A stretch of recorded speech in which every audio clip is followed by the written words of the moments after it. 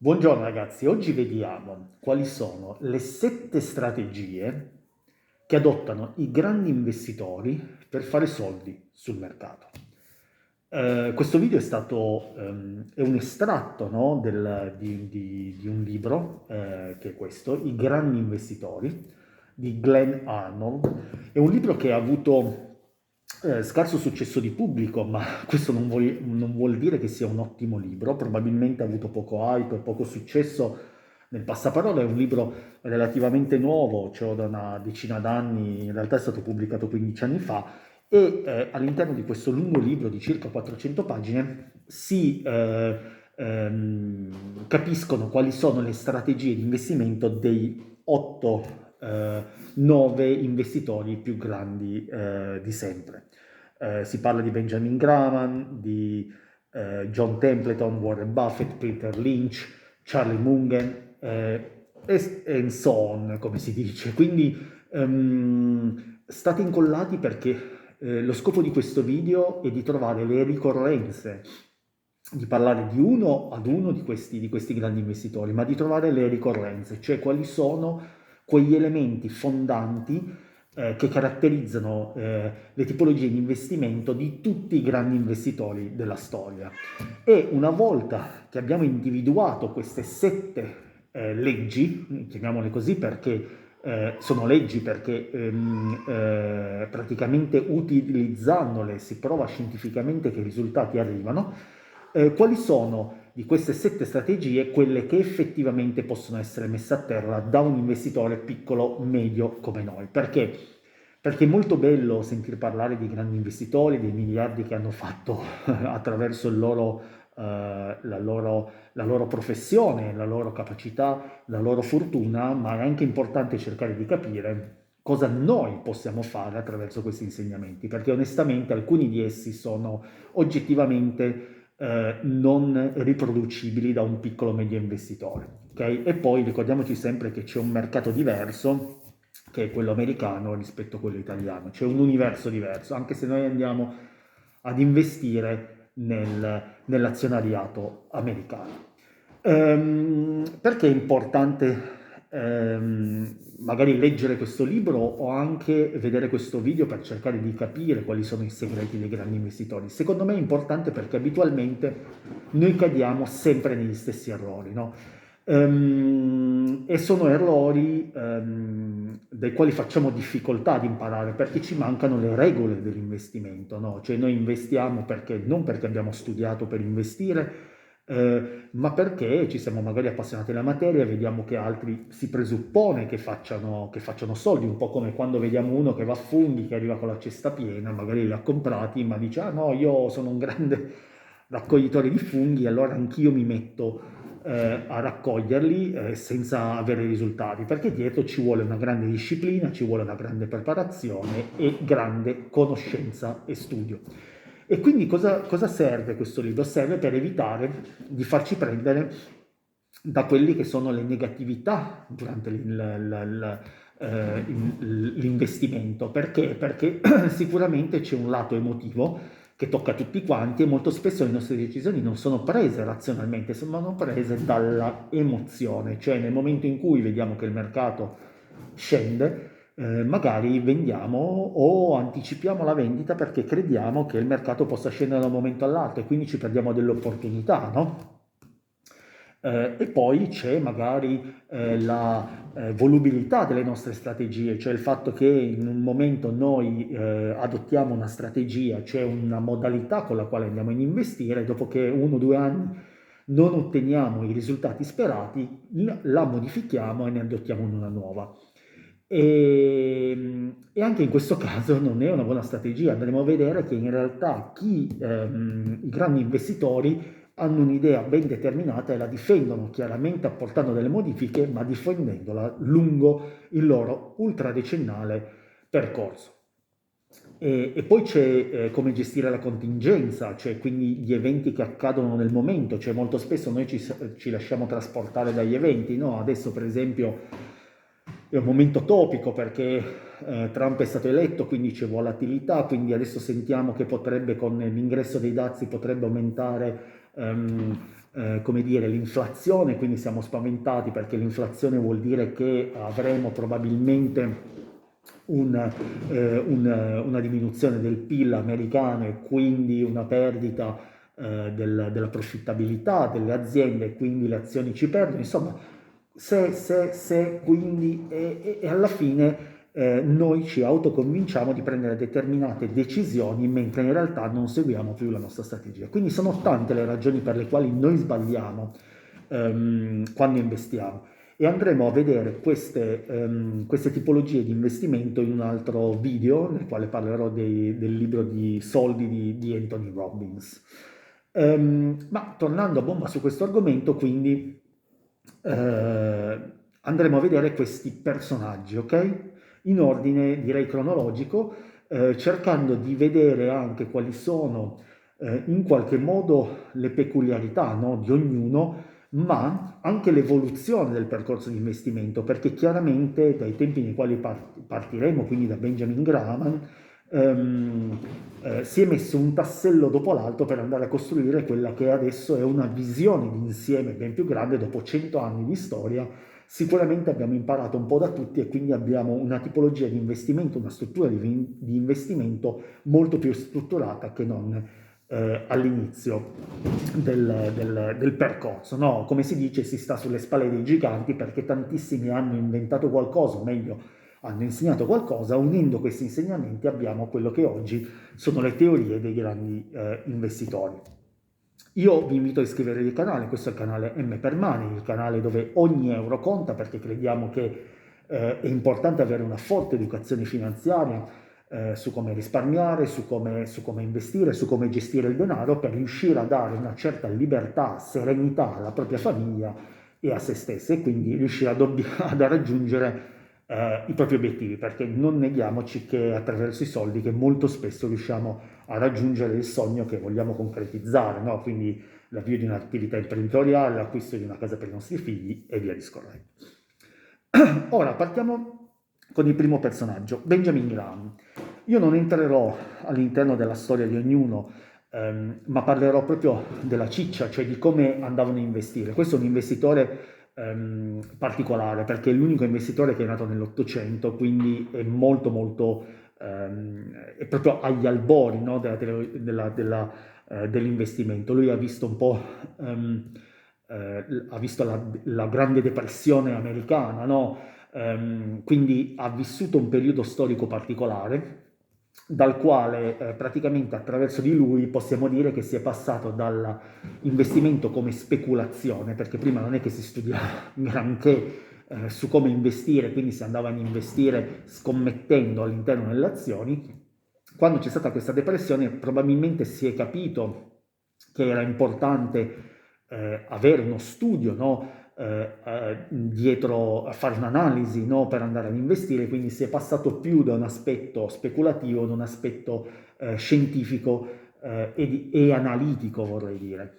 E Benjamin Graham è un po' l'inventore di quello che viene definito il value investing. Molti lo conosceranno, è l'investimento basato sul valore. Cosa vuol dire? Sul valore intrinseco dell'azione, no? E quindi quello che Benjamin Graham fa è cercare di analizzare i dati delle aziendali, no? Quindi capire quali sono gli asset, quindi quali sono i beni che possiede direttamente quell'azienda, quella company, quanti sono i guadagni, quanti sono gli investimenti, quanti sono i debiti e via discorrendo. Quindi parliamo di un'analisi fondamentale. Ecco, questo è uno dei principi fondamentali da tenere in considerazione perché l'analisi fondamentale è una di quegli studi che devono essere fatti per poter investire. Sappiamo che c'è l'analisi tecnica, l'analisi fondamentale, l'analisi macroeconomica. Le andremo ad approfondire in altri video, ma teniamo bene in considerazione che l'analisi fondamentale quindi diciamo è un po' l'analisi del bilancio aziendale, no? E questo è il primo punto e quindi già qua comunque caschiamo male come piccoli e medi imprenditori e investitori. Io credo che siano pochissimi che possono andare ad analizzare un'azienda leggendo i bilanci, ma andiamo per ordine. Uno degli elementi che è stato secondo me fondamentale, che tuttora il più importante in assoluto è il margine di sicurezza, uno dei topic, degli argomenti principali di Benjamin Graham. Cosa vuol dire margine di sicurezza? Vuol dire andare ad investire con criterio e investendo solo nel caso in cui sappiamo che la perdita è ridotta rispetto al potenziale guadagno che abbiamo. È chiaro che poi qua i ratio, cioè i rapporti rischio-rendimento possono essere diversi, ognuno ha le proprie teorie, però diciamo che abitualmente non si deve andare a investire in azioni che si ritiene abbiano un ratio 1 a 1, cioè vuol dire che se io ho la potenzialità di perdere quel patrimonio, il massimo guadagno che posso avere non deve essere equivalente, cioè se posso perdere 100 non devo guadagnare solo 100, perché se no potenzialmente non ha senso, anche perché in considerazione del fatto che gli studi dimostrano come almeno il 50-60% delle volte anche i grandi investitori sbagliano e quindi la proporzione ci fa capire bene che se noi guadagniamo solamente uguale alla nostra perdita, in maniera uguale alla nostra perdita, non saremo mai profittevoli. Quindi cosa vuol dire? Vuol dire che attraverso l'analisi dei bilanci della società, cercando di investire in quelle società che possono dare un grande guadagno rispetto alla perdita, vuol dire andare a comprare nel punto più basso della valutazione di quell'azienda. Noi sappiamo che l'azienda ha dei prezzi, cioè cosa vuol dire? Vuol dire che sul mercato è valutata attraverso un prezzo in quel determinato momento. Se quel prezzo, secondo Benjamin, è basso rispetto alle nostre valutazioni intrinseche dell'azienda, cioè secondo noi l'azienda è valutata attraverso dei parametri di analisi, no, del bilancio, capiamo che ha delle grosse potenzialità rispetto al prezzo che ha, allora quello è un ottimo investimento. E chiaramente questo comprare più basso vuol dire andare a valutare determinati parametri, no? Che vuol dire andare a guardare il price earning, quindi il rapporto prezzo-utili, vuol dire andare a guardare il price book, il prezzo con il patrimonio, cioè adesso semplificando il patrimonio netto, no? Totale degli asset totali dell'azienda, quindi che cosa detiene materialmente e immaterialmente, e i dividendi, no? Quindi andare a capire anche se quella è un'azienda che produce degli utili e li divide, quindi dà dei dividendi alle persone, insomma, ehm, questi sono elementi fondamentali, no? Che vengono usati ancora tuttora molto spesso per andare a determinare il valore di un'azienda, il valore intrinseco. Molto spesso, per esempio, si dice quale price earning ha questo settore o questa azienda? Ha un price earning di 15. Allora si suppone che sia sottovalutata, perché di solito si pensa che il price earning debba essere tra il 20 e il 25, sopra, quell'azienda è sopravvalutata. In realtà ogni settore ha i propri price earning medi, non è un elemento determinante. Diciamo che quello che ci ha insegnato Benjamin Graham in questo primo punto è quello di andare a fare un'analisi dell'azienda, di capire come sono i bilanci, perché già solamente capendo se crea degli utili, questo è un punto fondamentale, perché se non crea utili vuol dire che non c'è, non c'è quell'operato, quell'azienda produce qualcosa, fa qualcosa senza comunque guadagnarci, e il guadagno è la prima cosa, perché vuol dire che sta facendo qualcosa di sbagliato, no? Che non è profittevole, che ha dei meccanismi, delle strategie sbagliate. E molto spesso, questo è il primo insegnamento, il secondo è che noi dobbiamo capire che ci insegna ad avere una strategia, no? Una disciplina. Questo è un altro punto, cioè come dicevo prima, adesso mettiamolo ai tempi vecchi, cioè qua parliamo degli anni 40, 50, non era facile investire attraverso una strategia, magari si sentiva parlare di un'azienda, la si investiva perché aveva un passaparola, no, molto forte, mentre qui quello che lui dice, ok, comprate delle aziende sottovalutate, che il prezzo in quel momento è più basso di quello del valore intrinseco, quindi studiate quel valore intrinseco, ma soprattutto abbiate una strategia, cioè mettete su carta qual è il vostro piano di azione e seguite quel piano di azione, quindi scientificizza un pochettino l'investimento. E soprattutto il terzo punto fondamentale dell'insegnamento di Benjamin Graham è stato quello di darsi del tempo, no? Graham dice di pensare molto spesso noi quando compriamo un'azione, no, vediamo quell'acquisto come una cosa particolare, no? Cioè come se noi comprassimo una scatola di biscotti sostanzialmente, solo che ha un valore probabilmente più alto ed ha un valore che è un oggetto che noi possiamo rivendere, no? Ad un mercatino, cioè quindi una lampada la compriamo, magari un domani non ci serve più, non ci serve più all'interno della nostra casa e quindi la mettiamo in vendita, magari a un prezzo maggiore, a un prezzo minore. E- ed è un percorso, è un ragionamento sbagliato, no? Sottolinea come in realtà noi stiamo comprando, stiamo diventando partecipi di quell'azienda, cioè diventiamo azionisti. Cioè noi, è chiaro che magari non prenderemo delle decisioni aziendali finché non siamo azionisti di maggioranza, ma sicuramente diventiamo parte proprietari di quell'azienda, anche se in una piccolissima parte. Quindi questo vuol dire che noi eh, dobbiamo credere in quell'azienda, non la compriamo solamente per il profitto di pochi mesi, quindi quello che facciamo è crediamo fortemente in quell'azienda, ci investiamo, ne diventiamo, tra virgolette, in parte proprietari. Quindi questo vuol dire che noi ci dobbiamo dilatare nel tempo, darci tempo per poter guadagnare perché crediamo fortemente in in quella società. Quindi insegnamenti secondo me fondamentali che io ho tratto da Benjamin Graham, sviluppati all'interno di questo libro di Glenn Arnold, sono sostanzialmente tre, cioè cercare di fare una valutazione aziendale comprando quando si pensa sia sottovalutata, cioè che il valore intrinseco è più alto del valore del prezzo di mercato, perché come ci insegna Mr. Volatile, Mr. Market, Graham dice che è il mercato che decide il prezzo in quel momento, ma prima o poi probabilmente tornerà al prezzo corretto, ma il mercato segue delle regole diverse rispetto al valore intrinseco dell'azione nel breve momento. Quindi comprare basso, avere una disciplina, quindi avere una struttura, una strategia e darsi del tempo per poter ottenere risultati.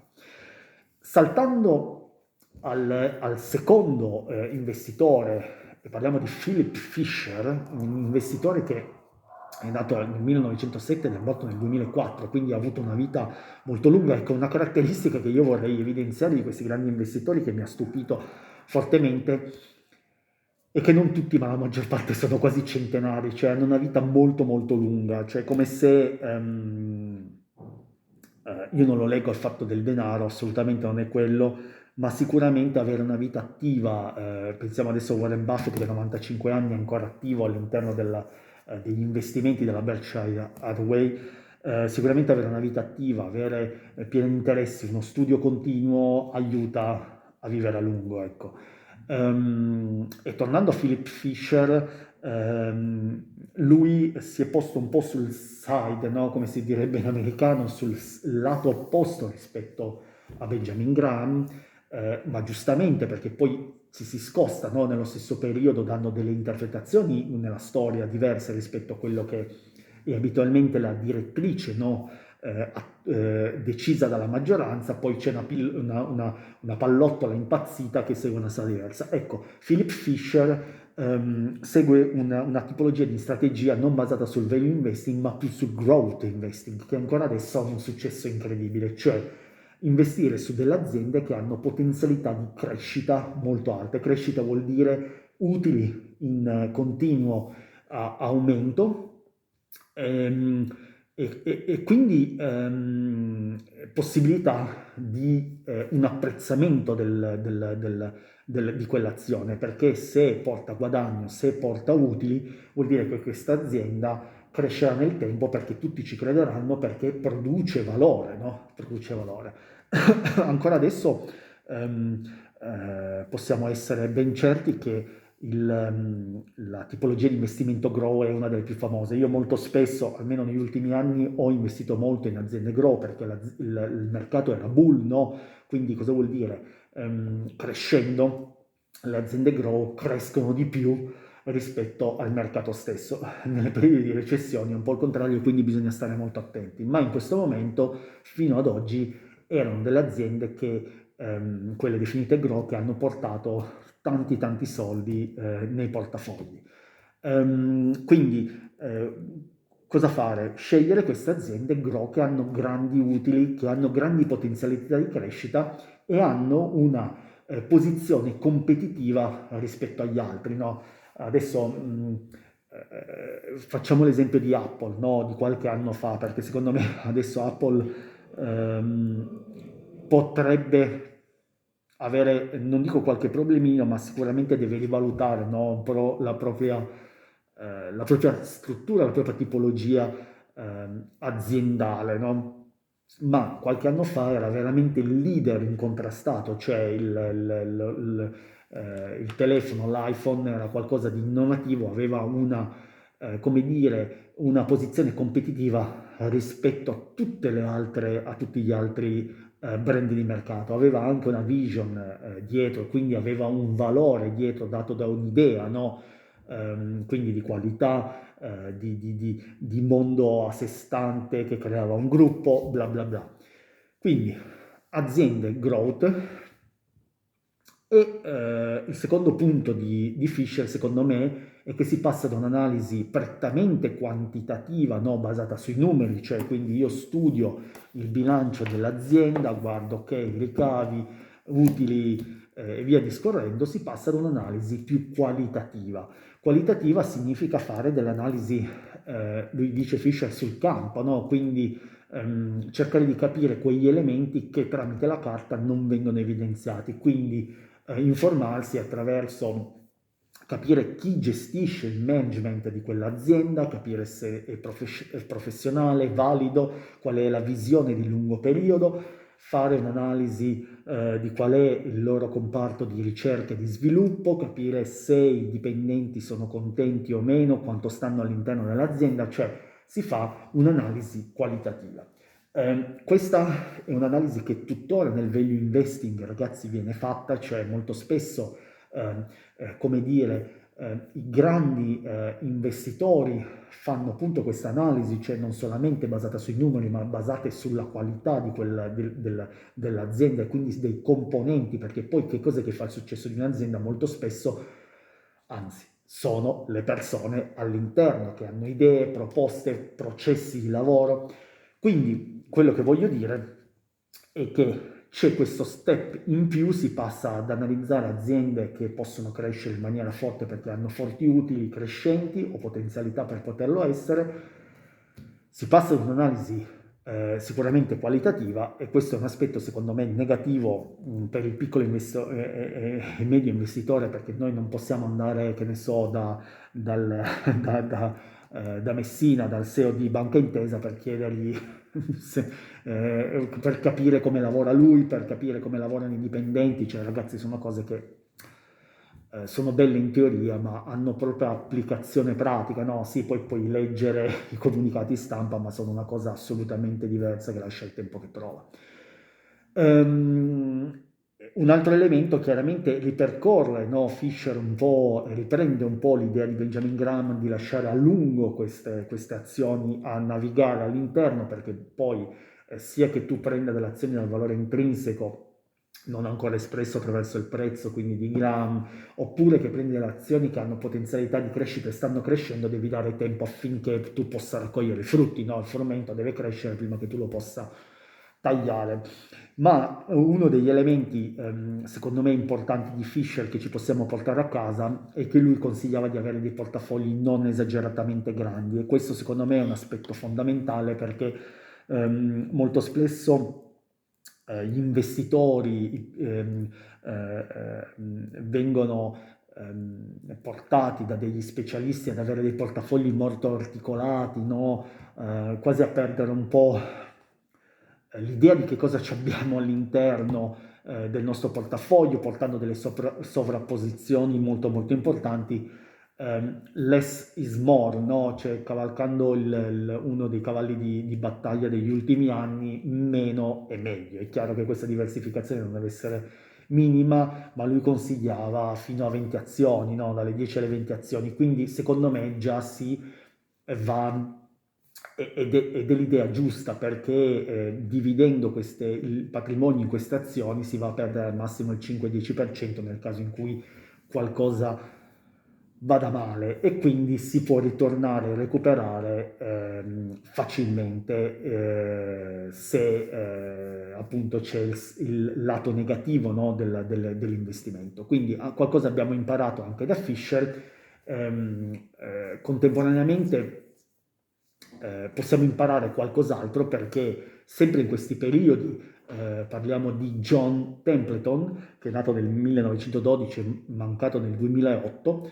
C'è un tassello in più che si va a mettere all'interno del nostro puzzle: value investing, growth investing, contrarian. Che cosa vuol dire? Vuol dire che John Templeton, che è un creatore di fondi ad alti rendimenti, ecco, la maggior parte di queste persone hanno dei fondi che hanno creato e hanno dato dei rendimenti altissimi rispetto anche al mercato, che è una cosa rara, ragazzi, perché la maggior parte dei fondi porta meno profitto rispetto ad andare a comprare l'S&P 500, come dico sempre, tenere solo lì, cioè comprare un indice, comprare un ETF, e quell'ETF ti porta sempre più soldi che non andare a investire in fondi attivi che invece molto spesso ti portano meno soldi, anche perché hanno costi molto più alti. In questo caso qui si parla di investitori che hanno portato ai propri assistiti dei tantissimi rendimenti in più o molti rendimenti in più. Si parla anche di 15, 20, 25% di rendimento annuo. Okay? Ma la cosa importante è capire questo terzo tassello che andiamo a mettere, no? Lui sosteneva che molto spesso ehm, ehm, il mercato, Mr. Market, come lo chiamava Graham, segue l'emotività, no? E quindi cosa vuol dire? Vuol dire che tutti vanno ad investire in una determinata azione perché in quel momento è di successo, perché è sulla bocca di tutti, no? Pensiamo a Nvidia dei giorni nostri. La maggior parte delle persone ha Nvidia all'interno del proprio portafoglio, vuoi perché c'è un ETF, vuoi perché ha un fondo, vuoi perché lo compra di sua spontanea volontà, perché crede che quell'azione sia fondamentale. È un'ottima azione. Adesso io non la discuto in sé per sé, ma per fare un esempio, adesso tutti ne parlano, anche il piccolissimo investitore sa che cos'è, e quindi è lì che c'è da preoccuparsi, no? Dice Templeton, perché proprio in quel momento nel quale c'è questo maggiore entusiasmo, dove la massa segue un canovaccio, che invece lui non vede opportunità, ma vede l'opportunità in qualcosa che la maggior parte delle persone non vede. Cioè lui va e cerca di investire un po' controcorrente. Ecco cosa vuol dire contrario.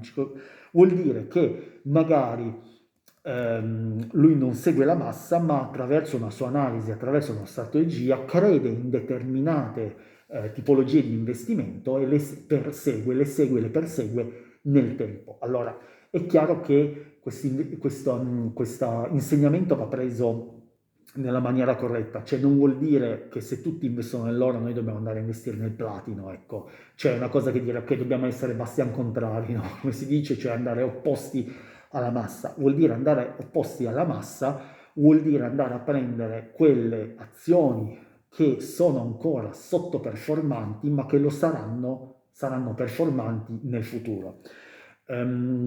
Faccio un esempio chiarificatore: sappiamo che ci sono dei cicli economici, no? Di crescita, magari di recessione, di depressione e via discorrendo. Nei momenti di crescita magari tutti vanno a comprare le grow, no? Che nel momento in cui si avrà la recessione vai a prendere delle batoste incredibili. Ecco, o viceversa, quando vai nei tempi di recessione, uno va a comprare delle aziende difensive, no? Più difensive, quindi quel prezzo sarà già aumentato perché tutti desidereranno quello. Ecco, quindi quasi in modo di anticipare quello che ci insegna gli sviluppi. Sappiamo che ci sono dei cicli economici e quindi magari adesso, che nel momento di maggiore entusiasmo di tutti quanti, nel quale il mercato sembra che abbia raggiunto i propri massimi, soprattutto in America, anche se adesso c'è una certa volatilità, magari cambiare il proprio portafoglio, andare contrario e incominciare a prendere delle aziende in settori che sappiamo che al momento sono sottoperformanti, ma che nel futuro di 1, 2, 3, 4, 5 anni hanno delle grosse opportunità per uscire fuori, perché al momento non sono sottovalutate. Ecco, lui è diventato ricco un po' in questa maniera, cioè anticipando i tempi sapendo che il mercato è ciclico e quindi arriverà un momento nel quale le azioni avranno un successo. Questo non vuol dire che dobbiamo prendere le azioni a caso, ci vuole sempre un'analisi qualitativa, quantitativa, per valutare quali sono le aziende importanti che magari adesso sono sottoperformanti, quindi non guardare la massa. Secondo me questo è un insegnamento fantastico perché al giorno d'oggi noi siamo portati veramente a seguire la massa, no? Cioè con tutti i video che ci sono su YouTube, con la televisione che ci bombarda di informazioni continuamente, anche dal punto di vista finanziario su come andare a investire, non seguire la massa è un ottimo consiglio. Perché? Perché quando tutti hanno parlato di intelligenza artificiale, tutti adesso vogliono investire nell'intelligenza artificiale, quando si parlava di tecnologia, tutti volevano investire nella tecnologia. Il problema è che il piccolo e medio investitore investe in determinati settori, in determinate azioni, quando il prezzo è già molto alto. Quindi il tuo potenziale gain, come viene chiamato, quindi guadagno, è piccolo rispetto a chi è invece partito all'inizio. E quindi il tuo margine di sicurezza, rischio rendimento decrementa perché poi c'è la possibilità che ci sia una decrescita molto più forte. Quindi quando tu entri già in un momento probabilmente molto pericoloso. Questo vuol dire pensare con la propria testa, no? Cioè, se fai l'errore lo fai tu. Io mi ricordo questa, ma soprattutto negli NTF, nelle criptovalute, gente che vedeva dei video di persone che si dice che siano diventati miliardari con le criptovalute, qualcuno c'è senza dubbio, ma molti hanno perso tanti soldi, e in quel momento lì pensano che tutti vanno a investire lì sopra, diventa una bolla speculativa, poi a un certo punto tutti prendono delle batoste e questo ragazzi è la scienza cioè, che lo dice perché si sa perfettamente che su 100 che investono 97 perdono. Quindi vuol dire che qualcosa dietro c'è, no? Cioè questi grandi investitori qualcosa ci possono insegnare, no? Quindi questo è il primo punto, agire con la propria testa, contrarian in questo senso, magari anticipare un po' i tempi, credere, quindi attendere anche in questo caso tantissimo tempo, ma anticipare un po' i tempi rispetto agli investimenti che abitualmente si fa, perché ne abbiamo letto su Milano Finanza, l'abbiamo letto, l'abbiamo sentito in televisione, abbiamo sentito che adesso Palantir è l'azienda per eccellenza, DeepSeek, adesso tutti su DeepSeek perché è il nuovo motore di ricerca per eccellenza, quindi tutti andiamo lì perché la televisione ci sta bombardando. Un altro punto, secondo me, da tenere in considerazione che ci ha insegnato appunto Templeton è quello di andare a internazionalizzare. No? Ehm, Qui ognuno ha la propria opinione.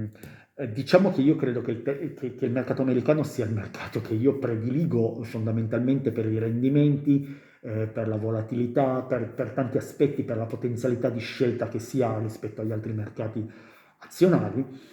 Ehm, e molto spesso quello che si crea all'interno dei portafogli per cercare di mantenere un portafoglio bilanciato e diversificato è quello di andare a investire anche in altre nazioni, no? Quindi nei mercati emergenti, nel mercato europeo, quindi nei mercati storici, e lui consiglia vivamente di andare a diversificare, no? Perché nel momento in cui va male come dire, una nazione, una realtà, c'è la possibilità che ci sia ehm, come dire, questa perdita sia controbilanciata da un'altra porzione geografica e quindi un'altra porzione economica.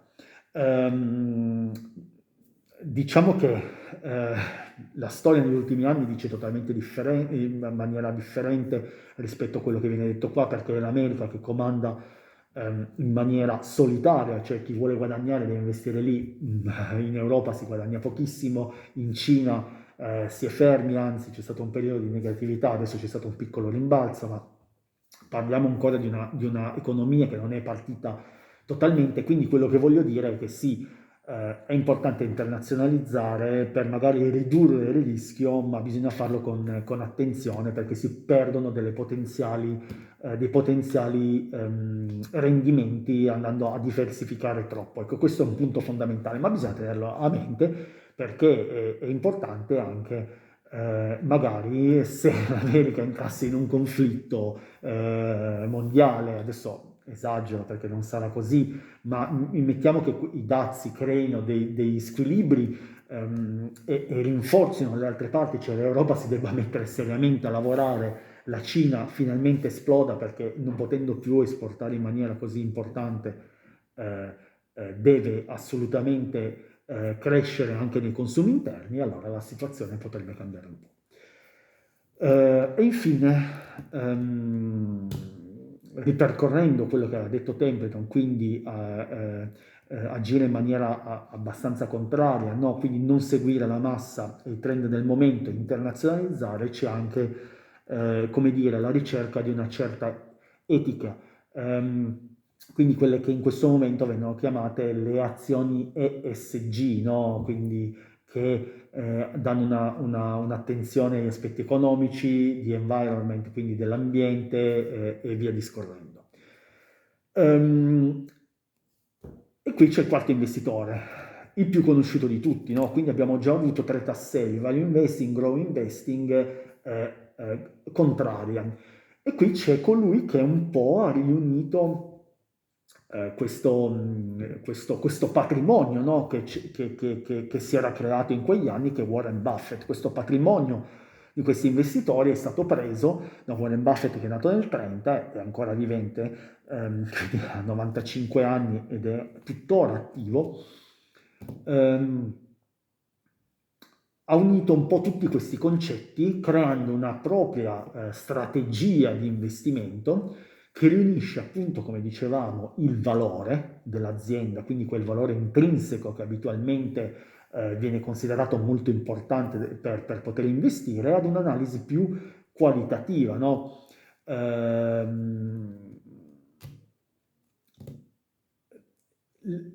Quindi quello che voglio dire di Buffett è che è stato un po' colui che attraverso gli insegnamenti, quelli prima, li ha presi, li ha elaborati e ne ha fatto una strategia propria, cioè quello che ogni persona dovrebbe cercare di fare con i propri investimenti, cioè non prendere pedissequamente gli insegnamenti dei grandi investitori, ma farli propri e reinterpretarli e trovare una propria strategia. E quindi Warren Buffett, per esempio, investe in maniera continuativa, cioè duratura, cioè facciamo l'esempio di Coca-Cola, adesso ce l'ha, penso, questa azione da 40-50 anni, adesso non lo so neanche più precisamente, avevo visto forse negli anni 80, non ricordo bene, comunque è da una vita che c'è Coca-Cola, cioè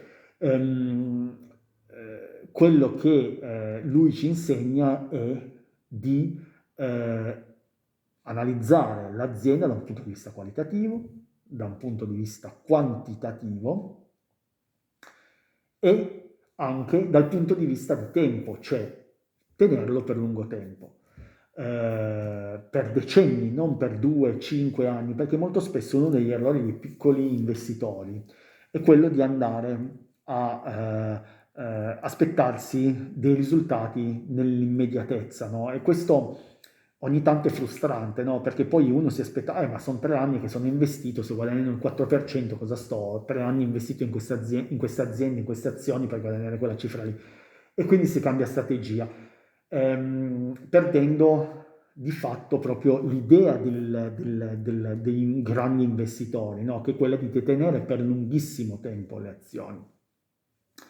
Uno degli aspetti che a me piace di più di Buffett è quello della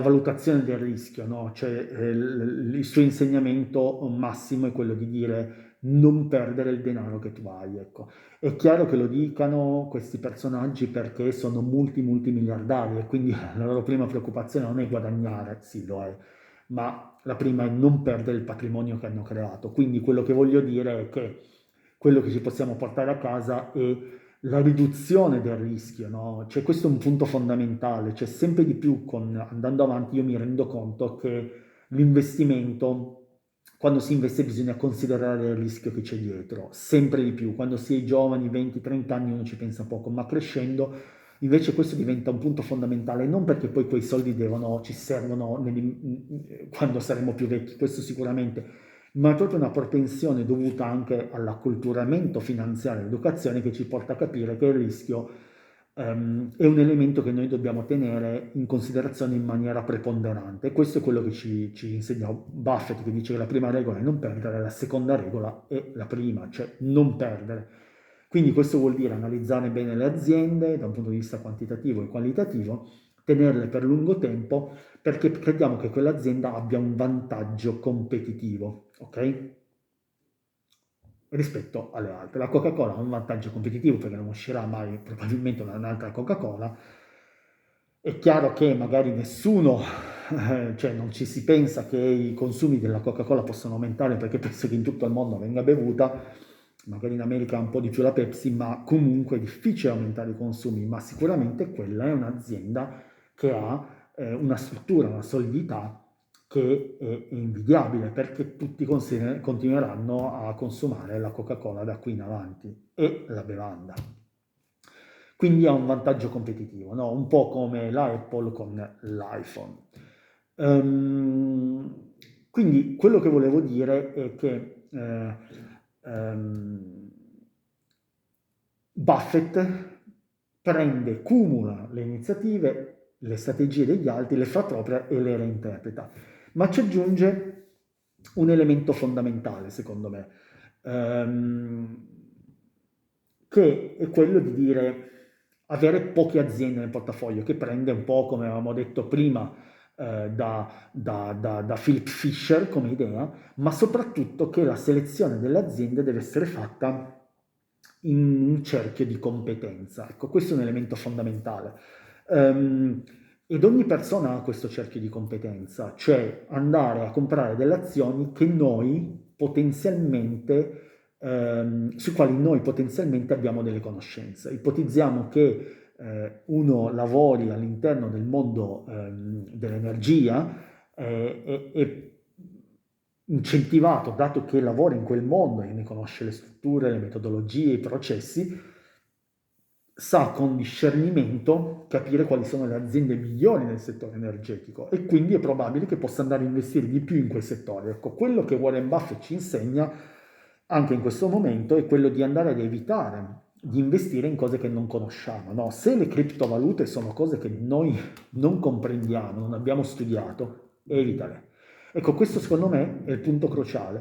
Cioè molto spesso noi ci lasciamo, come dire, trasportare dagli eventi, dal trend e via discorrendo, e andiamo a investire in cose solo perché ne sentiamo parlare. In realtà noi dobbiamo andare a investire in qualcosa che conosciamo, cioè in quelle aziende sulle quali abbiamo non una conoscenza diretta, ma non abbiamo una conoscenza di quel settore, quindi sappiamo quali sono le potenzialità o le debolezze e quindi andiamo a scegliere quelle aziende giuste.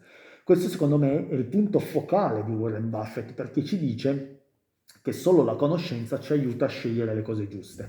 Quindi come adesso che tutti si sentono dei grandi investitori perché ormai la conoscenza, cioè o meglio le notizie, le informazioni sulla bocca di tutti, noi non conosciamo bene quei settori ma andiamo a investire in cose che assolutamente non capiamo come le criptovalute, come l'intelligenza artificiale, dove tutti pensano di sapere perché, che cos'è, perché utilizzano ChatGPT, ma dietro non capiscono quali sono i meccanismi, quali sono le strutture necessarie per poter andare a investire. Ma io sto parlando anche di me stesso, in molti casi ho sbagliato anch'io andare a investire in aziende che non conoscevo perché le reputavo da un punto di vista quantitativo molto interessanti, quindi dal punto di vista dei bilanci, ma non sapevano perfettamente quale fosse il loro business e quindi secondo me è un discorso sbagliato, cioè se uno che fa il ristoratore capisce che c'è una catena che produce valore, e allora è più facile andare a investire in aziende che si conoscono.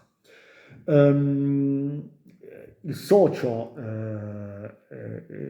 il partner in crimine, come si dice in americano, no? Della Berkshire Hathaway e quindi di Warren Buffett è stato Charlie Munger, uno dei personaggi che io ritengo più rivoluzionari in assoluto nel pensiero umano, ragazzi, perché non era solamente un grande investitore, il compagno di Warren Buffett, ma era un grande pensatore. Ci ha insegnato una cosa fondamentale negli investimenti. Charlie Munger è nato nel 1924, è morto nel 2023, alla fine del 2023, quindi è vissuto quasi 100 anni. In questi 100 anni ha sempre collaborato con Warren Buffett per fare da Berkshire Hathaway una delle 10 aziende più grandi del mondo.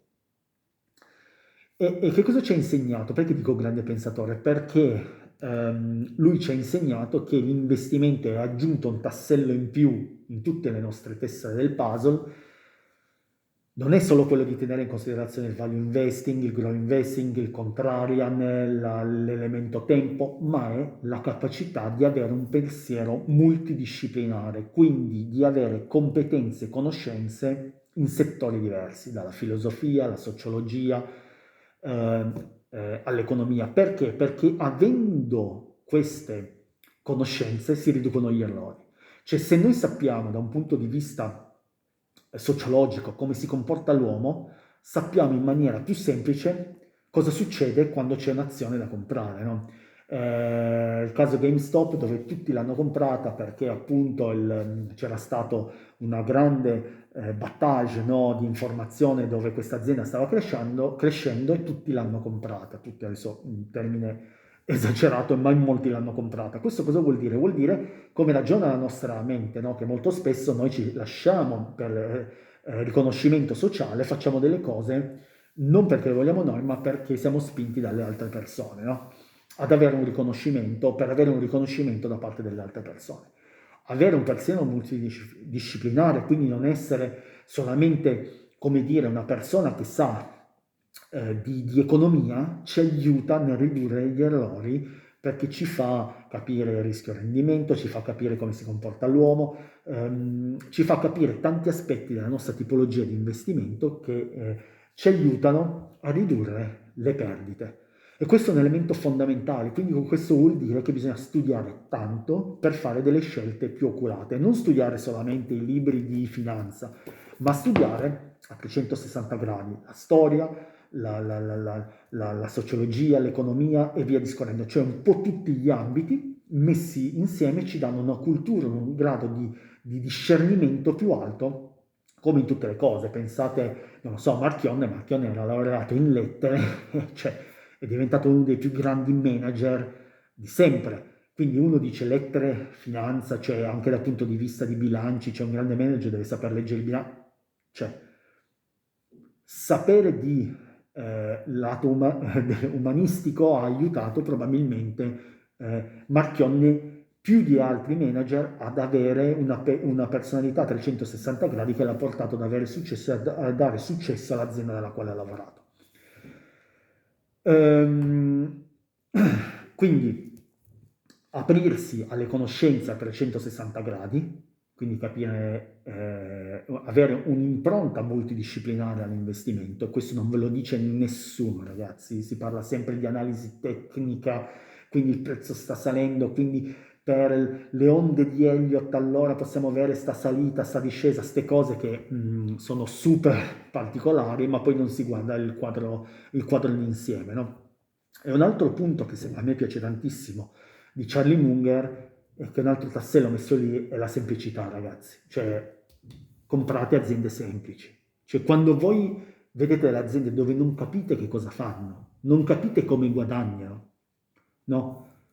Cioè, quelle aziende come le squadre di calcio, dove dietro ci sono 100 aziende, fondi, aziende collegate alle isole Cayman.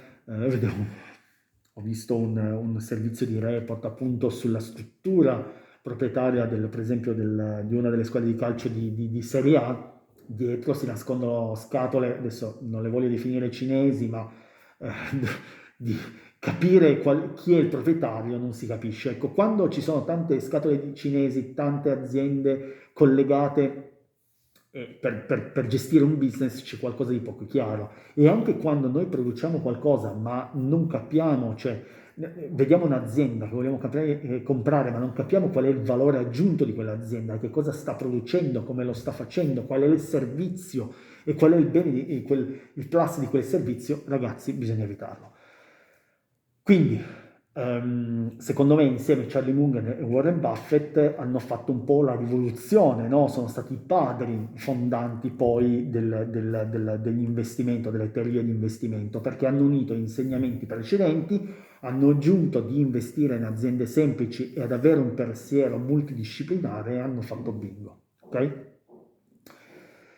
Adesso saltiamo e andiamo avanti, no? Nell'analisi. Avremo meno novità perché poi alla fine, quindi andrò un po' più velocemente, alla fine le cose che i tasselli, no? Hanno preso corpo e adesso abbiamo un quadro d'insieme abbastanza evidente. Salto su un nuovo investitore che è John Neff, che è mancato pochi anni fa nel 2019, anche lui è degli anni 30, insomma sono persone che hanno una certa, sono nate tantissimi anni fa, hanno avuto una vita lunga e densa di esperienze.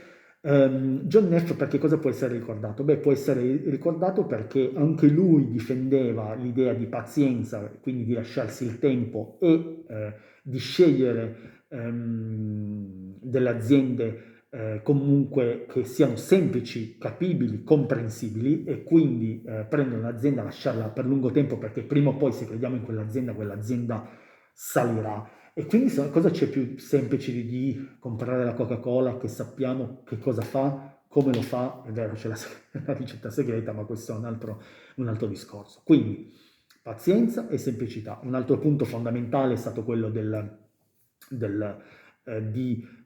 essere un contrarian, anche lui, ma questo è un punto che mi è sempre piaciuto, nel senso che seguire la massa secondo me ha un senso perché quando il mercato è bullish, cioè noi dobbiamo seguire, non è che dobbiamo, cioè questo non vuol dire che dobbiamo andare sciolto, cioè che dire, ah no, il mercato sta andando bene, quindi io adesso punto al contrario, dico che prima o poi scenderà. No, non è quello il senso. Qui Neff ce lo spiega meglio perché lui ci parla di contrario dal punto di vista ciclico, no? Quindi ci sono delle azioni che in certi momenti sono impopolari, sono basse in quel momento, ma nel tempo risaliranno e quindi la diversificazione ci porta a dire, ok, e questo è quello che ci dice anche Ray Dalio, no? Con l'all season portfolio, cioè di dire noi creiamo un portafoglio diversificato che vada bene per tutte i cicli economici di recessione, di inflazione, bla bla bla, e così andiamo bene sempre sostanzialmente, abbiamo sempre un margine di sicurezza, altro termine importante. Però quindi andiamo a puntare anche su quelle aziende che in questo momento sono non conosciute, cioè non conosciute, non sono alla ribalta agli onori della cronaca, ecco, mettiamola così, o sono basse in quel momento perché non è il momento storico perfetto.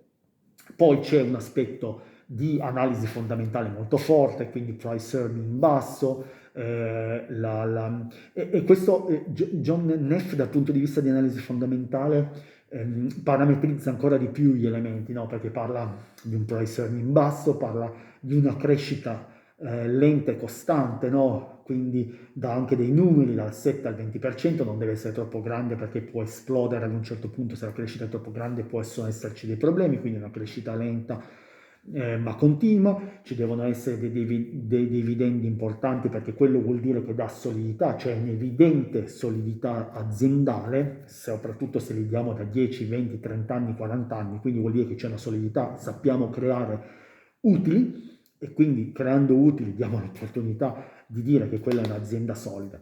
Quindi John Neff non inventa niente di nuovo, ma sicuramente parametrizza un'analisi fondamentale in maniera più articolata, sostiene nuovamente questa tipologia di investimento contraria basata sugli aspetti ciclici, quindi potrebbe diventare la genesi un po' di quello che è il pensiero di Ray Dalio dell'all season portfolio, che è un video che ho intenzione di fare a breve, quindi analizzerò come è fatto questo portafoglio per tutte le stagioni, perché è una cosa che può servire al piccolo medio investitore e continua a dire che la pazienza e la semplicità sono fondamentali. Poi c'è un altro investitore che è George Soros, anch'esso multimiliardario, è ancora vivo, è nato anche lui come Warren Buffett nel 1930, un fondo, il suo fondo ha fatto dei numeri incredibili, si parla di 30% annuo prendete sempre questi numeri con le pinze perché poi in realtà sì, sono dei grandissimi investitori, ma fare il 30% annuo io lo ritengo difficilissimo, ma Soros dà una scintilla nuova, no? Cioè è un po' come dire, quella deriva, quella scheggia impazzita che io dicevo prima, no? Cioè se prima, se in questo universo ormai la tipologia di investimento value o growth che sia, ma la tipologia di investimento è stata un po' standardizzata, scolarizzata, ecco, cioè è stata messa giù a terra attraverso i parametri che dicevo prima, lui butta di nuovo come dire, una nuova pietra, no? All'interno, come si dice, butta un nuovo sasso per creare una nuova chiesa e lo fa agendo sugli aspetti monetari. Ecco, Soros è un tipo un po' particolare, nel senso che è un grandissimo speculatore. Ecco, secondo me non può essere considerato, è considerabile un grandissimo investitore, ma per il piccolo e medio investitore è un po' pericoloso perché lui gioca veramente sull'investimento ma che è molta speculazione, cioè va a investire quando ci sono, lui fa un'analisi economica,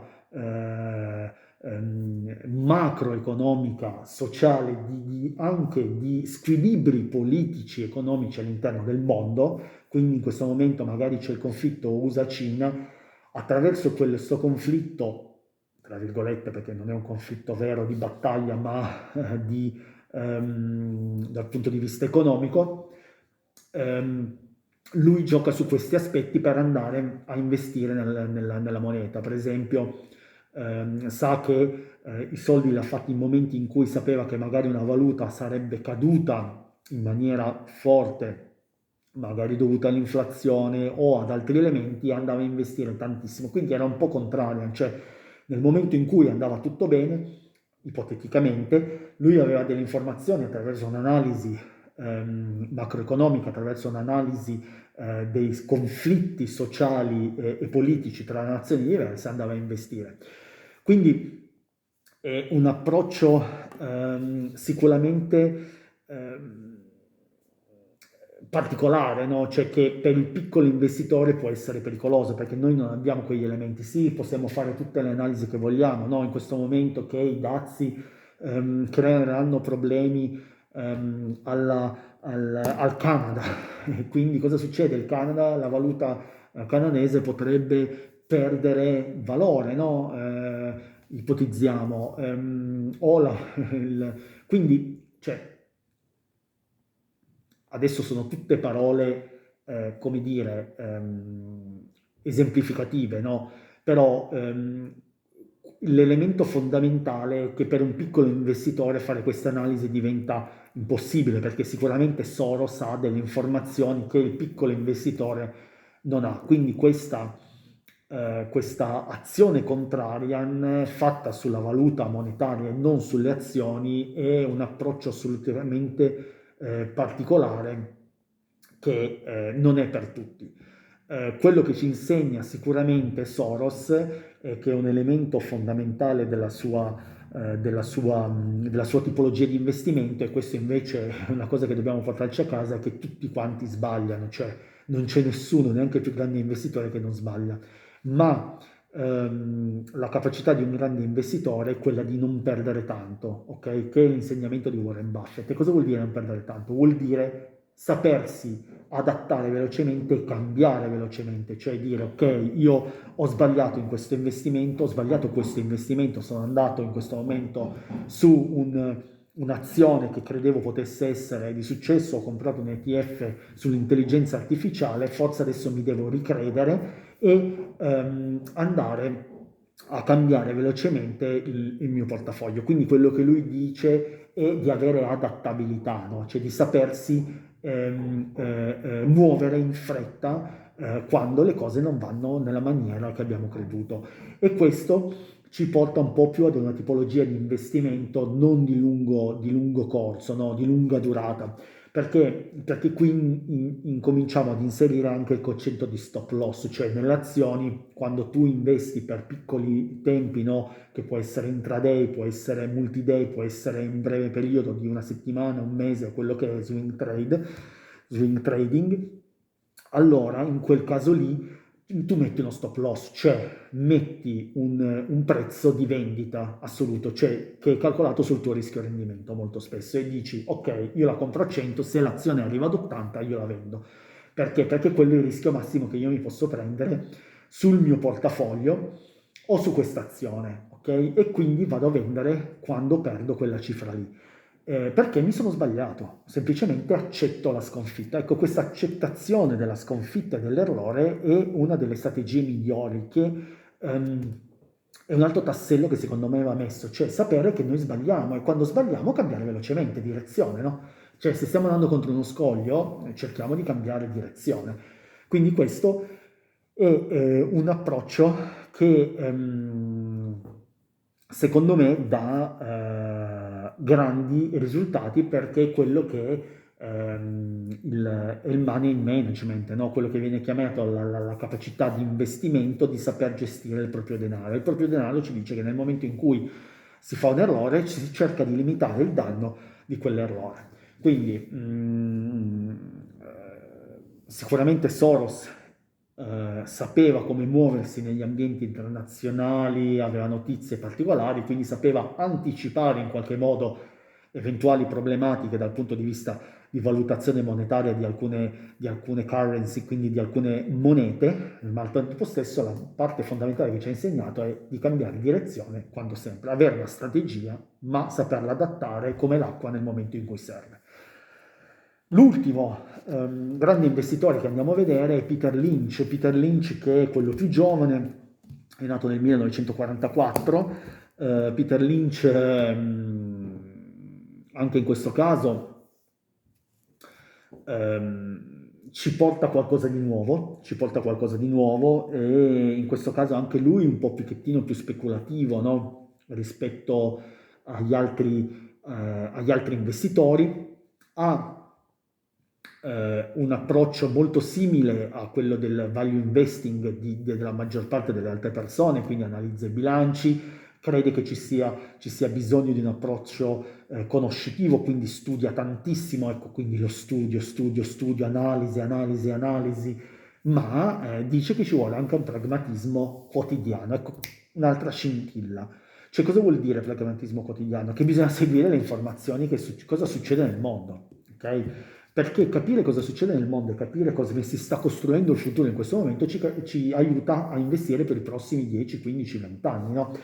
Um, Questo è fondamentale perché se noi in questo momento non stiamo capendo come si evolve, posto che è difficilissimo capire cosa succederà un domani, perché tutti parlano di metaverso da 100 anni, ma questo metaverso al momento non si sta ancora vedendo, ma magari accadrà e succederà, ma in questo momento non si vede ancora. Allora, cosa ci serve a noi? Ci serve cercare di essere attenti a cosa succede in questo momento per capire cosa potrà succedere domani e andare a investire anche in quei settori, no? Quindi ormai l'intelligenza artificiale è qualcosa che sappiamo che c'è e sicuramente ci sarà domani. Le missioni dello spazio ci sono oggi, ma ci saranno sempre di più un domani. Quindi avere, come dire, uno studio analitico delle cose che succedono nelle aziende, nei bilanci è fondamentale, ma bisogna capire anche cosa ci succede attorno. Altro elemento fondamentale, io adesso non entro nei dettagli, ma lui nei miei appunti me lo sono scritto nelle mie tracce, uno degli elementi fondamentali, questo l'avevo studiato un po' di anni fa, lui aveva identificato 6 tipologie di categorie aziendali, eh, coloro che avevano, faccio un esempio, erano aziende mature, quindi avevano una crescita lentissima, faccio sempre l'esempio di Coca-Cola, o moderata, ecco, ma poi c'erano quelle aziende che lui prediligeva in maniera fondamentale, erano quelle categorie che lui chiamava un po' le gemme, no? e sono quelle aziende piccole che hanno dei potenziali di crescita incredibili. Ecco, ehm, io adesso le definirei small cap, no? Le small e mid cap, ma più small cap, perché le mid cap sono già dai 2 miliardi ai 10 miliardi, sono già delle aziende molto strutturate, no? Sono quelle aziende piccoline che in qualche modo portano quel qualcosa in più, ma che hanno una capacità di innovazione, hanno un valore che altre non avevano e che sicuramente possono avere una crescita molto forte nel tempo. Ecco, perché lo scopo di Peter Lynch non è quella di prendere un'azienda super strutturata per guadagnare quel poco, è per avere un'esplosione, cioè sapere che quell'azienda è piccolina ma ha delle potenzialità per diventare una big company, un'azienda molto molto grande. Questa è una tipologia di investimento molto interessante, molti attualmente la adottano perché ci sono tantissime persone che cercano di investire nelle small cap e molti portafogli consigliano di mettere le small cap all'interno perché sono quelle che potenzialmente hanno più crescita. È chiaro che ci sono molte aziende che non ce la fanno, cioè quindi adesso io do un numero così, ma magari su 100, 80 non ce la fanno, 20 ce la fanno, ma se tu ne hai uno o due di quelle aziende, quel guadagno che tu hai ti compensa le perdite che tu hai nelle altre, anzi ti fa in qualche modo guadagnare di più rispetto ad avere delle aziende grandi ma con una lenta crescita. Quindi Peter Lynch cosa ci insegna? Ci insegna principalmente di avere accortezza di quello che ci succede al mondo per sapere investire, quindi ci vuole conoscenza, ci vuole informazione e al tempo stesso però andare ad investire in quelle aziende che ci portano, che idealmente hanno un potenziale di crescita molto molto interessante. Come scegliere le small cap è un altro discorso, magari andremo a cercare di capire come farli in altri video. Um, Parlo dell'ultimo, mi ero dimenticato dell'ultimo, è di Anthony Bolton, lui è proprio il più giovane in assoluto, è nato nel 1950.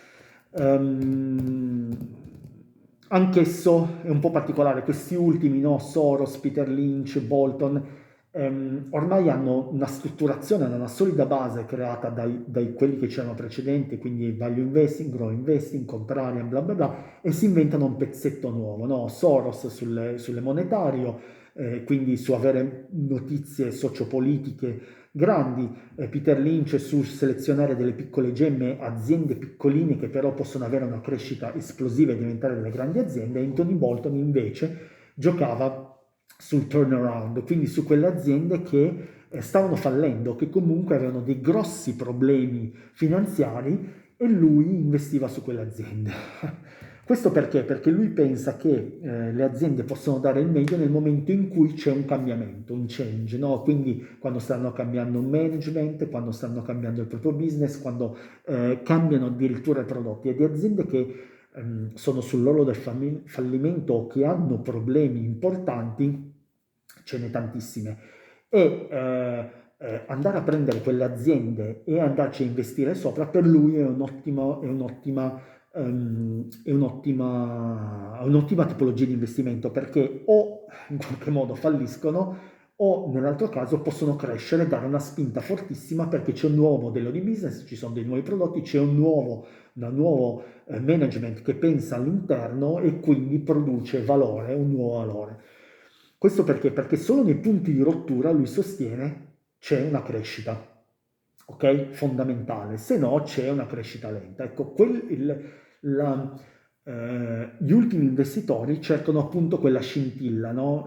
In maniera che quella propulsione forte per andare a guadagnare in maniera importante, sicuramente con l'aspetto del tempo, ma sicuramente con una detonazione che fa un Big Bang che fa in qualche modo guadagnare, quindi uno scontro tra diverse nazioni,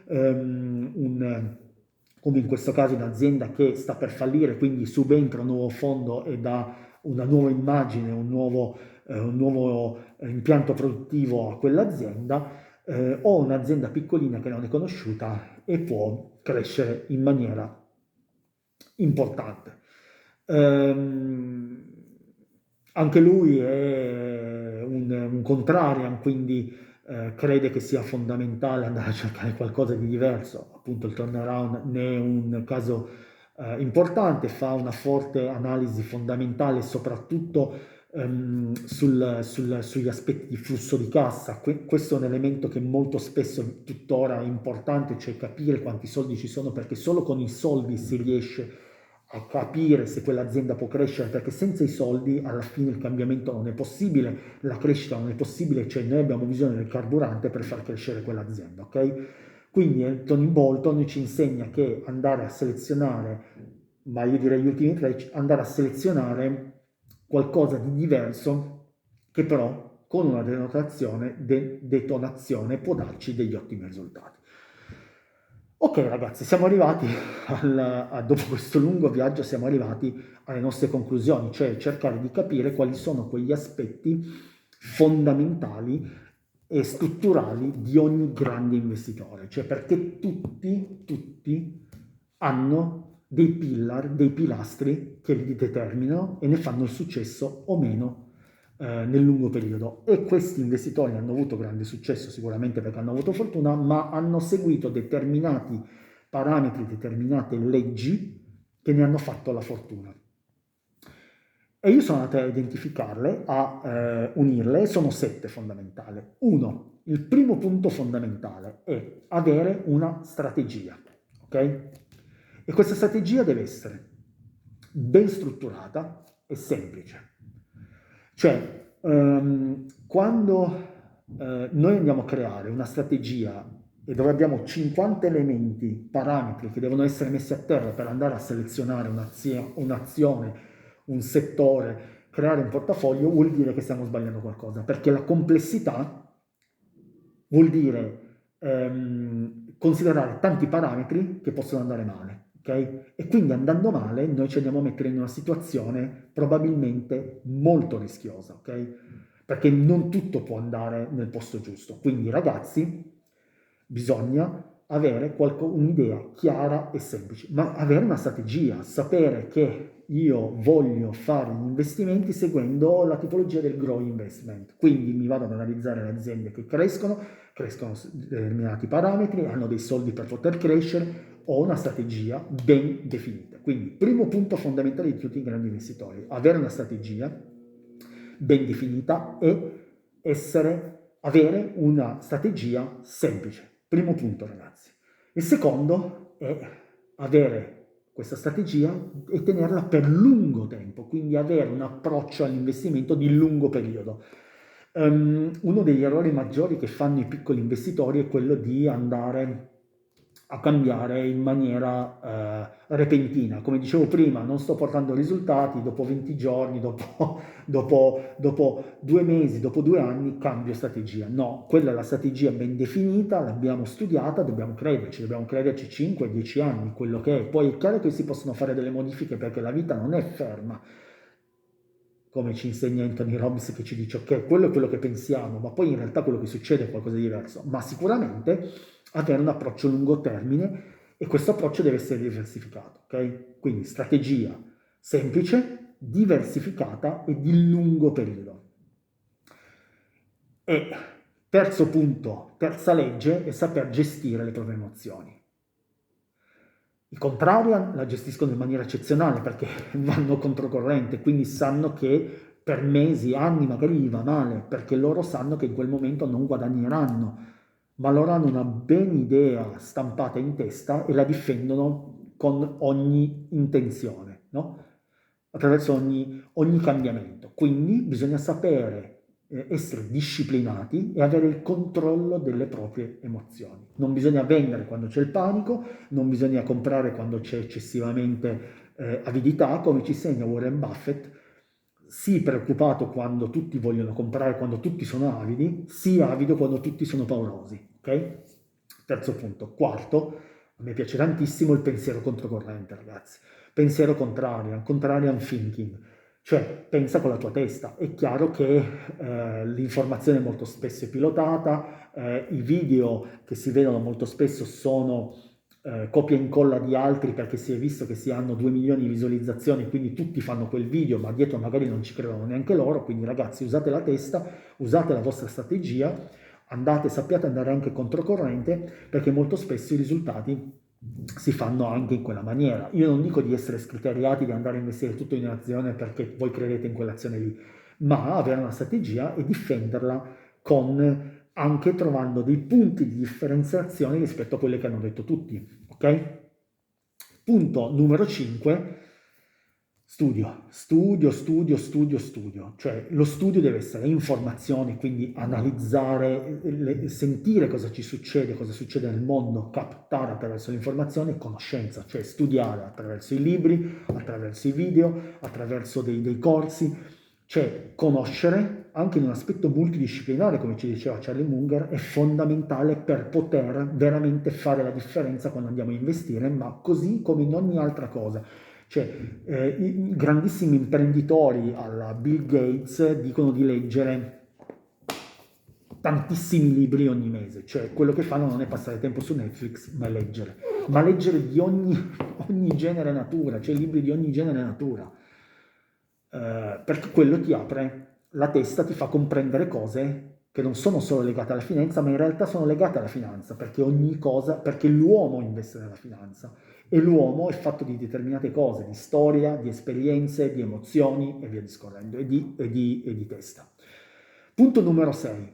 Beh, avere una strategia, l'abbiamo detto, ma questa strategia deve essere adattabile e si può innovare. L'abbiamo detto perché deve essere adattabile, perché come ci insegna Soros, nel momento in cui sbagliamo, e tutti sbagliamo, la maggior parte sbaglia, ma tutti sbagliano più del 50% delle volte investendo, bisogna saper dire, ok, probabilmente questa strategia la devo limare un po' più da questa parte, devo credere di più in questo valore, in questo parametro, in uno dei miei parametri nel mio piano di azione, vado a modellare la mia strategia di investimento un pochettino per migliorarla o per farla sentire più mia, perché in molti casi anche c'è un aspetto umano, cioè molto spesso noi partiamo con una strategia ma ci rendiamo conto che su di noi quella strategia è pericolosa, cioè perché non siamo sereni, perché quando perdiamo 5.000 euro del nostro patrimonio cominciamo ad avere l'ansia e quindi non è fatta per noi quella tipologia di investimento, quindi dobbiamo andare più per le obbligazioni, non lo so, o per comprarci un appartamento a Milano e tenere i soldi in un appartamento, ecco. E poi, punto numero 7, è saper gestire il rischio. Il punto il numero fondamentale per tutti gli investitori è quello di non perdere i soldi. Questo è chiaro perché chi ha grandi soldi non vuole perderli. E la prima cosa, la prima intenzione che loro hanno è quella di difendere il proprio portafoglio, che giustamente, no?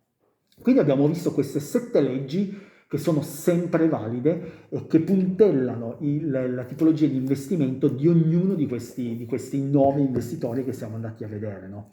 Ehm, però, per concludere questo video, io vorrei dire, ma tutte questi pillars, no, che noi abbiamo visto sono evidentemente applicabili in un mondo come il nostro, cioè di piccoli e medi investimenti e di piccole realtà, no? Cioè di persone che magari in banca hanno 10.000, 50.000, 200.000 euro, cioè piccoli investitori.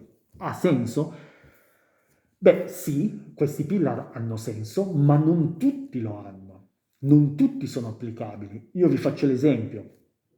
Ehm, Quello che a me piace tantissimo di questi approcci è il fatto di avere una filosofia, di avere una strategia. Questo è un punto che tutti noi dobbiamo avere e lo dobbiamo mutuare dai grandi investitori. E questa tipologia di investimento deve essere semplice. È inutile creare quei portafogli con 40 fondi, con 30 ETF, con 10 azioni.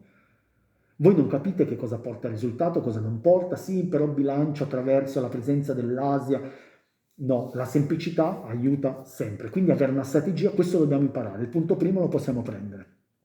Approccio di lungo termine diversificato. In questo caso, secondo me, noi dobbiamo essere diversificati, cioè avere un portafoglio diversificato, ma ragazzi, l'approccio a lungo termine, attenzione, parliamone, perché? Perché quello che voglio dire è che Quando si parla a lungo termine, Warren Buffett parla per tutta la vita, no? In realtà nessuno fa così, cioè non è credibile questa tipologia di investimento, no? Bisogna prenderla con le pinze, perché anche Warren Buffett in questo momento ha il 50%, chiamiamola, di liquidità, cioè in short treasury, quindi praticamente in liquidità, no? Perché? Perché probabilmente crede che il mercato sia sovrastimato, crede che non ci siano delle azioni che in questo momento possono portare valore per la sua tipologia di investimento. Ecco, quindi bisogna avere una strategia, ma non vuol dire dover investire per forza. Possiamo stare anche liquidi in determinati momenti. Io in questo momento sono abbastanza liquido, sto strutturando un piano che poi vi presenterò di investimento. Sono stato molto acceso sull'aspetto di growth fino a novembre-dicembre, adesso sto cambiando tipologia di investimento, ho una strategia, so che cosa voglio fare, la perseguo nel lungo tempo, ma questo non vuol dire che la terrò per 40 anni. Perché? Perché potrebbe, che ne so, potrei cambiare nazione, quindi devo svincolare dei soldi, potrei aver bisogno di comprare una casa ai miei figli, non lo so, qualsiasi, la vita è imprevedibile. E quindi bisogna tenerne conto nel momento in cui parliamo di lunghi periodi. Quindi lunghi periodi sì, ma la strategia deve essere adattabile. E un punto fondamentale da tenere in considerazione è quello delle emozioni. Ma come facciamo a tenere le emozioni, ragazzi? Cioè, quando ci dicono a controllare le emozioni, ma come si fa? Cioè, è chiaro che c'è una propensione personale, una propensione dovuta anche all'età e alla capacità di sostenere determinate emozioni, no? Cioè, quindi questo aspetto, sì, può essere un grande insegnamento, ma non è per tutti. Cioè, quindi questo, secondo me, è un elemento che ci porta a definire qual è la nostra tipologia di portafoglio. Cioè, noi dobbiamo capire preventivamente cosa possiamo sopportare e cosa no. In molte persone, io so che quando vedono che stanno perdendo vendono immediatamente, cioè riducono il loro rischio al 5%. Io per esempio non sono così, ma non c'è il giusto e sbagliato, sì, ci sono delle strategie, c'è il giusto e sbagliato per la propria strategia, quindi anche le emozioni sì, ma metterle a terra non è facile, ok? Il punto del pensiero controcorrente, secondo me, è poco applicabile, cioè come fai a mettere, come facciamo noi ad avere la conoscenza di cos'è il controcorrente? Ok? Del contrario. Cioè, cosa vuol dire? Vuol dire che noi andiamo a investire in questo momento in aziende più difensive? Vuol dire che crediamo che l'azienda, la società possa crollare, l'America possa crollare? Ragazzi, nessuno determina il futuro, cioè questo purtroppo sì, quello che dicevo prima è importante capire come si evolverà il futuro, ma di cosa succederà fra 20 anni, 30 anni è difficile. Chi pensava che 20 anni fa potesse esserci Google? In realtà stava già nascendo, era già nato, ma era ancora non conosciuto come adesso, o l'intelligenza artificiale. Pensiero controcorrente, lasciamolo ai super esperti, no? Cioè andare a investire nelle small cap, andare a investire nel settore valutario perché ci sono degli scompensi socio-economici, ragazzi, non è per tutti, è per investitori di un certo livello, ok? Quindi secondo me non è tanto concretizzabile questo punto. E poi la conoscenza. Sì, la conoscenza è un aspetto fondamentale, secondo me va sviluppata continuamente attraverso l'informazione e la conoscenza, ma questo non ci porta a capire come andare a selezionare le aziende. Cioè, avere conoscenza dell'aspetto dell'analisi fondamentale, dell'analisi tecnica, io vi dico che paradossalmente la tanta conoscenza ti porta poi a avere delle difficoltà di selezione, di determinazione della propria strategia, no? Quindi l'analisi è fondamentale, ma la scelta di andare a fare un'analisi, cioè una scelta delle azioni basate su un'analisi fondamentale, anche qui secondo me è per pochi. C'è chi ha le competenze per andare a leggere un bilancio, cioè tu lo puoi studiare, sì, ma comunque avrai sempre una conoscenza magari superficiale perché tu hai un altro lavoro. Quindi sapere cosa succede nel mondo è importante, ma poi andare a fare delle selezioni perché, come dire, noi le basiamo sulla conoscenza del bilancio o sull'analisi tecnica di un grafico, ragazzi, ce ne passa un po'. Quindi Sicuramente Warren Buffett ha delle conoscenze che non abbiamo, l'analisi qualitativa, cioè l'analisi qualitativa, ragazzi, dell'azienda, cioè come fai a parlare con il general manager di un'azienda per capire che intenzioni ha? Quindi sì, ci sono dei punti di queste 7 leggi che secondo me sono più concretizzabili di altre. Una è quindi quella di sapere, adesso per chiudere, di avere una strategia semplice, diversificata, di capire, di saper gestire il rischio, e questo è un aspetto fondamentale, cioè di come andare a gestire il rischio, quindi andare a investire in maniera oculata. Però anche qui attenzione ragazzi, perché quando io parlo di gestione del rischio dico ok, come diceva Soros, nel momento in cui perdo ragazzi esco, ma questa non è più strategia di lungo investimento, questo non è più quello che ci stanno insegnando, quindi ci sono dei messaggi un po' contrastanti, no? In tutto questo. Allora, quello che voglio dire è che scegliere delle azioni seguendo questi 7 pillar è fattibile perché sicuramente noi abbiamo imparato che la conoscenza ci aiuta, la strategia ci aiuta, la semplicità ci aiuta, ma secondo me, dato che tutti questi insegnamenti poi ci portano, cioè non tutti questi insegnamenti ci possono appartenere, quindi andare, perché non siamo dei grandi investitori che facciamo quello di mestiere, la cosa importante sarebbe quella di andare a selezionare un ETF, degli ETF, cioè qualcosa che di per sé è semplice, uno strumento di investimento semplice, è uno strumento di investimento diversificato e quindi già di per sé ha dei parametri di rispetto, che rispetta già dei parametri dei grandi investitori, no? E allo stesso tempo evitiamo anche l'emotività, cioè perché magari un'azione la possiamo vendere, ma un ETF diversificato è già difficile che noi andiamo a venderlo su tacchito perché è sceso del 2%. Magari di un'azienda ci preoccupiamo, no? Ma di un indice basato su quell'ETF non ci preoccupiamo. Quindi se vogliamo rispettare la maggior parte dei parametri delle leggi dei grandi investitori, è probabile che noi potremmo, piuttosto che andare a investire in delle semplici azioni, perché ci mancano dei parametri come la conoscenza di bilancio, come delle notizie nascoste, non abbiamo la capacità di essere contrari e quindi di capire cosa succederà fra un anno perché non abbiamo le notizie che ci arrivano, andare a investire in un ETF già ci aiuta a mettere insieme alcune di queste leggi e di rispettarle, ok? Io ragazzi spero che questo video vi sia stato utile, vi aspetto prossimamente su questo canale, iscrivetevi. Ciao ragazzi!